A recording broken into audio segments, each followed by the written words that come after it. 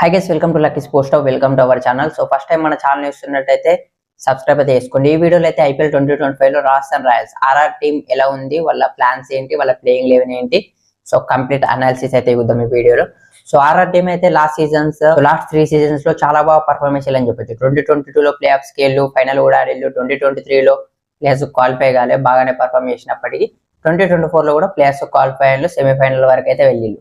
So action లో అయితే చాలా మంచి స్క్వాడ్ అయితే తీసుకున్నారు. 2020 లో మంచి స్పిన్నర్స్ ఉండే, రవిచంద్రన్ అశ్విన్ లాంటి స్పిన్ పేరు ఉండే, మంచి జాస్ బట్లర్ లాంటి బ్యాట్స్మెన్, రోహన్ పవర్ లాంటి ఫినిషర్, చాలా మంచి ప్లేయర్స్ అయితే ఉండే. సో ఇప్పుడు 2025 యాక్షన్ లో టీం మొత్తం చేంజ్ అయిందని చెప్పొచ్చు. యాక్షన్ కి ముందు అయితే మొత్తం ఇండియన్ ప్లేయర్స్ ని అయితే రిటైన్ చేసుకున్నారు, యంగ్స్టర్స్ ని. ఇప్పుడు 2025 లో వాళ్ళ స్క్వాడ్ ఎలా ఉంది అయితే చూద్దాం ఫస్ట్. సో 25 మెంబర్స్ గాను 20 ప్లేయర్స్ మాత్రమే కొన్నారు వీళ్ళు. ఇక ఓవర్సీస్ స్లాట్స్ లో 8 స్లాట్స్ ఉంటే 6 స్లాట్స్ మాత్రమే ఫిలప్ చేసిళ్ళు వీళ్ళు. సో ఆర్ఆర్ దగ్గర ఉన్న స్పెషలిస్ట్ బ్యాటర్ చూసుకుంటే ముందుగా సంజు శాంసన్ వీళ్ళ captain and wicket keeper batsmen. Recent గా ఇండియా టీం కూడా మెయిన్ T20 ప్లేయర్ గా ఉన్నాడు. ఓపెనర్ గా back to back century score చేస్తున్నాడు. సో కన్సిస్టెన్సీగా అయితే పర్ఫామ్ చేస్తున్నాడు అని చెప్పొచ్చు. సో ఆర్ఆర్ కూడా మంచిగా పర్ఫామ్ చేస్తుండు లాస్ట్ కొన్ని ఇయర్స్ గా. సో ఓపెనింగ్ మ్యాచెస్ లో చాలా బాగా ఆడతాడు. పోన్ సీజన్ లాస్ట్ లో కొంచెం ఎక్కువ పర్ఫార్మెన్స్ అయితే ఇయ్యాడు. సో ఈసారి అలా కాకుండా చూసుకోవాలి అతనైతే. సో లాస్ట్ 3 సీజన్స్ గా ఇతనే కెప్టెన్ గా కూడా ఉన్నాడు. 2 టైమ్ ప్లే ఆఫ్స్ కూడా తీసుకుపోయింది కాబట్టి క్యాప్టెన్సీ లో కూడా మంచి చాయిస్ గా చెప్పుకోవచ్చు. ఇక ఇంకొక స్పెషలిస్ట్ బ్యాటర్ చూసుకుంటే SS Jaiswal, Indian rising star అని చెప్పుకోవచ్చు. ఆల్ ఫార్మేట్ లో డెబ్యూట్ చేసిండు, ఇండియాకి ఆల్ ఫార్మేట్స్ ఆడుతుండు. మెయిన్ గా చెప్పుకోవాలంటే కన్సిస్టెన్సీగా ఆడతాడు, అటాకింగ్ గా ఆడతాడు, అలాగే ఇన్నింగ్స్ ను కూడా బిల్ చేయగలడు. సో ఒక పర్ఫెక్ట్ బ్యాట్స్మెన్ అని చెప్పొచ్చు ఇతనైతే. సో వీళ్ళకు సంజు శాంసన్, ఎస్ఎస్ జైస్వాల్ రూపంలో మంచి ఇండియన్ ఓపెనింగ్ పేరు అవుతుంది వీళ్ళకి. లాస్ట్ సీజన్స్ లో జాస్ బట్లర్ కూడా చాలా బాగా పర్ఫామ్ చేసిండు. సో వీళ్ళిద్దరు కూడా ఉన్నారు కాబట్టి సో జాస్ బట్లర్ లేని లోటు అయితే కనిపించదు. సో ఫ్యూచర్ లో ఇండియాకు ఓపెనింగ్ పేరుగా కూడా చెప్పుకోవచ్చు వీళ్ళకి. అభిషేక్ శర్మ ఉన్నప్పటికీ ఎస్ఎస్ జైస్వాల్ ని కూడా ఒక మెయిన్ ఓపెనర్ గా చూస్తున్నారు ఇండియా టీం కి అయితే. మరొక ప్లేయర్ చూసుకుంటే ధ్రువ్ జురెల్, ఇతను బ్యాకప్ వికెట్ కీపర్ గా ఉండే అవకాశం ఉంది, Indian wicket keeper.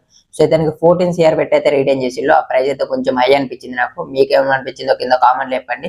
So mostly number 6 లో ఆడిపిస్తారు ఇతన్ని. సో లాస్ట్ సీజన్ లో చాలా బాగా పర్ఫామ్ చేసిండు, కానీ ఈ సీజన్స్ లో ఎలా పర్ఫామ్ చేస్తారో చూడాలి. ఇంకా సిమ్రాన్ హెట్మేర్ కూడా ఉన్నాడు. ఓవర్సీస్ బ్యాటర్స్ లో వీళ్ళకి మంచి middle order batsmen, hitter. So last కొన్ని సీజన్స్ గా చాలా బాగా పర్ఫామ్ చేసిండు వీళ్ళకి. సో అతన్ని అయితే నమ్మకం నుంచి రిటైన్ చేసిళ్ళు. సో అతని అయితే ఒక మంచి ఆప్షన్ గా చెప్పుకోవచ్చు మిడిల్ ఆర్డర్ లో. ఇంకా వైభవ్ సూర్యవంశీ కూడా ఉన్నాడు, 13 ఏళ్ళ కుర్రాడు. సో ఐపీఎల్ యాక్షన్ అప్పుడు ఇతను ఉన్నప్పుడు అయితే చాలా హంగామా అయితే అయింది. సో అతను అండర్-19 కూడా చాలా బాగా పర్ఫామ్ చేస్తుండు, బిగ్ సిక్సెస్ కూడా స్కోర్ చేస్తుండు. సో ఫ్యూచర్ కోసం మంచి బైగా చెప్పుకోవచ్చు. మోస్ట్లీ సీజన్ లో బ్యాటింగ్ ఛాన్స్ వచ్చే అవకాశం అయితే ఉండదు. ఇంకా శుభం దుబే అనే ప్లేయర్ కూడా ఉన్నాడు. సో ఇంపాక్ట్ ప్లేయర్ గా ఫినిషింగ్ లో అయితే వాడుకోవచ్చు అతన్ని. అతను కూడా మంచి ప్లేయర్. ఇక వీళ్ళకున్న ఆల్రౌండర్స్ లో చూసుకుంటే Riyan Parag. So last season లో నెంబర్ 4 లో సూపర్ గా పర్ఫామ్ చేసిండు. స్పిన్ బౌలింగ్ చేయగలడు, అలాగే మంచిగా బ్యాటింగ్ కూడా చేస్తాడు. సో ఈ సీజన్ ఎలా పర్ఫామ్ చేస్తాడు చూడాలి. అలాగే వనిందు హసరంగానే అయితే ఉన్నారు వీళ్ళు. సో లాస్ట్ సీజన్ లో యుజ్వేంద్ర చహల్ ఉండే వీళ్ళకు లెగ్ స్పిన్నర్. సో ఈసారి వనిందు హసరంగాన్ని తెచ్చుకున్నారు. ఇతను బ్యాటింగ్ లో కూడా కాంట్రిబ్యూట్ చేయగలడు. వీళ్ళకు టాప్ ఆర్డర్ లో మొత్తం ఇండియన్ ప్లేయర్స్ ఉన్నారు కాబట్టి వనిందు హసరంగాన్ని అయితే ప్లేయింగ్ లెవెన్ లో పెట్టగలరు. యుజ్వేంద్ర చహల్ కి మంచి రీప్లేస్మెంట్ చెప్పుకోవచ్చు. బ్యాటింగ్ కూడా యాడెడ్ అడ్వాంటేజ్. అలాగే నితీష్ రాణా అయితే ఉన్నారు. ఇతను కూడా ఆల్రౌండర్ చెప్పుకోవచ్చు, బౌలింగ్ కూడా చేస్తాడు కాబట్టి. సో నెంబర్ 3 లో మంచి వన్ డౌన్ బ్యాట్స్మెన్ గా చెప్పుకోవచ్చు ఇతనైతే. సో కేకేఆర్ అయితే మిస్ చేసుకుంది, ఆయన తక్కువ ప్రైజ్ లోనే వచ్చిండు వీళ్ళకైతే. అలాగే కుమార్ కార్తికేయ అనే ఒక ఆల్రౌండర్ కూడా తీసుకున్నారు. ప్రీవియస్ సీజన్స్ లో ముంబైకి అయితే ఆడిండు అతను. అలాగే వీళ్ళ దగ్గర ఉన్న బౌలర్స్ చూసుకుంటే Jofra Archer. So previous seasons లో ఆర్ఆర్ గా ఆడిండు, తర్వాత ముంబై అయితే బై చేసింది. ఇంజురీ వల్ల IPL లో అయితే ఆడలేడు. సో మళ్ళీ ఆర్ఆర్ అయితే బై బ్యాక్ చేసిండు. సో రీసెంట్ గా ఇండియా వర్సెస్ ఇంగ్లాండ్ సిరీస్ లో అయితే జోఫ్రా ఆర్చర్ అయితే సూపర్ ఫాస్ట్ చేసిండు, చాలా బాగా చేసిండు. కానీ రన్స్ అయితే ఎక్కువ లీక్ చేస్తున్నాడు, అది కొంచెం చూసుకోవాలి. ఆర్ఆర్ కి అయితే మంచిగా పర్ఫామ్ చేసే ఛాన్స్ అయితే ఉంది. అలాగే మహేష్ దీక్షణ అయితే తీసుకున్నారు. సిఎస్కేకి చాలా బాగా పర్ఫామ్ చేస్తాడు, అలాగే off spinner. So Ravichandran Ashwin సిఎస్కేకి మహేష్ దీక్షణ అయితే ఆర్ఆర్కి వచ్చేసిండు. సో వేరే ఆప్షన్ కూడా లేదు కాబట్టి మహేష్ దీక్షణ అయితే తీసుకొని మంచి రీప్లేస్మెంట్ అయితే తీసుకున్నారని చెప్పొచ్చు ఆర్ఆర్. సో వనిందు అవసరంగా మహేష్ దీక్షణ మంచి స్పిన్ కాంబినేషన్ అయ్యే అవకాశం ఉంది, లైక్ యుజ్వేంద్ర చహల్, రవిచంద్రన్ అశ్విన్ అయినట్టే. ఇంకా తుషార్ దేశ్పాండే అనేది తీసుకున్నారు. సిఎస్కే ప్రీవియస్ సీజన్స్ లో ఆడిండు. సో వికెట్స్ అయితే తీస్తాడు కానీ రన్స్ అయితే ఎక్కువ లీక్ చేస్తాడు. సో ఆర్ఆర్కి ఎలా పర్ఫామ్ చేస్తాడు చూడాలి. అలాగే క్వెన్ మపాకా అనేది తీసుకున్నారు. So under-19 south Africa player, under-19 world cup లో హైయెస్ట్ వికెట్ టేకర్ గా అయితే ఉన్నాడు. లాస్ట్ సీజన్ లో ముంబైకి అయితే ఆడిండు. డెబ్యూట్ మ్యాచ్ లో SRH బ్యాటర్స్ అయితే ఫుల్ కొట్టేసిల్ అని చెప్పొచ్చు అతని బౌలింగ్ లో రన్స్ అయితే.